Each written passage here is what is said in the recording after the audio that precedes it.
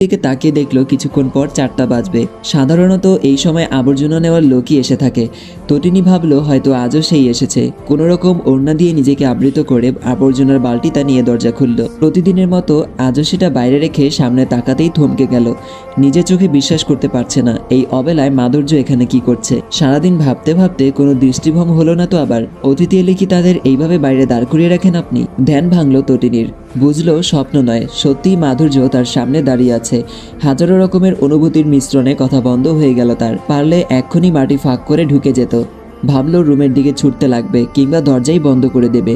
তবে এসব চরম পর্যায়ের অভদ্রতামি হয়ে যাবে বলেই কিছু করলো না। দুঃখিত, আমি ভেবেছিলাম আবর্জনা নিতে এসেছে, আপনি আসুন ভেতরে। বালতিটা একপাশে সরিয়ে রেখে তটিনী ভেতরে এসে দেখলো মাধুর্য সোফায় বসে আছে। সে দ্রুত হাত ধুয়ে মায়ের রুমে গেল। মিসেস সায়লা মাধুর্যকে দেখে যে বড্ড খুশি হয়েছেন তা ওনার মুখের হাসি দেখেই বোঝা যাচ্ছে। বাবা কেমন আছো তুমি? হঠাৎ এভাবে না বলে এলে যে? আন্টি, মা এই আচারগুলো পাঠিয়েছেন। আপনি নাকি অনেক পছন্দ করেন, কিন্তু সময়ের কারণে তো তৈরি করতে পারেন না, তাই মায়ের সব বানিয়ে পাঠিয়ে দিল। আরে আমি তো সেদিন কথায় কথায় বলে ফেলেছিলাম। তটিনী যাও, মাধুর্যের জন্য কিছু তৈরি করে নিয়ে আসো। তটিনীও ভদ্র মেয়ের মতো রান্নাঘরে গিয়ে শরবত, কেক, বিস্কিট সহ যা যা পেরেছে সব একটা ট্রেতে করে মাধুর্যকে পরিবেশন করলো। ট্রেটা টেবিলে রেখে এক মুহূর্ত দাঁড়ালো না, এক ছুটে রুমে এসে দরজা লাগিয়ে দিল। আয়নায় নিজেকে দেখে কপাল চপড়ালো সে।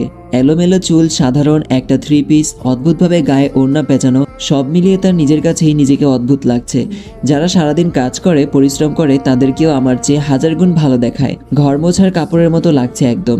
এমনিতে ঘরে থাকলে কত সুন্দর লাগে, কিছু না করলেও একদম পরিপাটি লাগে। আর আজ আমিও আরেক দেখে রাখা উচিত ছিল। একে তো আবর্জনার বালতি তার সামনে রাখলাম, এরপর এই অগোছালো রূপ। না জানি আমার সম্পর্কে তার কি রূপ ধারণা তৈরি হলো। নিশ্চয়ই ভেবেছে আমি মেয়েটা অনেক অগোছালো। ক্রাশের সামনে আবারও মান সম্মান খোয়া গেল। আম্মু, হতাশা আর কষ্ট মিশ্রিত কণ্ঠে আয়নার দিকে তাকিয়ে বলল সে। বিছানায় গা এলিয়ে দিয়ে তটিনী হা হুতাশ করতে ব্যস্ত। সেই সময় তার দরজায় কেউ কড়া নাড়ল। ধরফরিয়ে উঠল সে। দরজা না খুলেই জানতে চাইল, কে? আমি। দরজা খোলো। মায়ের কণ্ঠ শুনে তটিনী দরজা খুলল, তবে পুরোটা নয়, আধা খোলা আধা বন্ধ অবস্থায়। জানতে চাইল, কি চাই? মাধুর্য তোমাকে ডাকছে।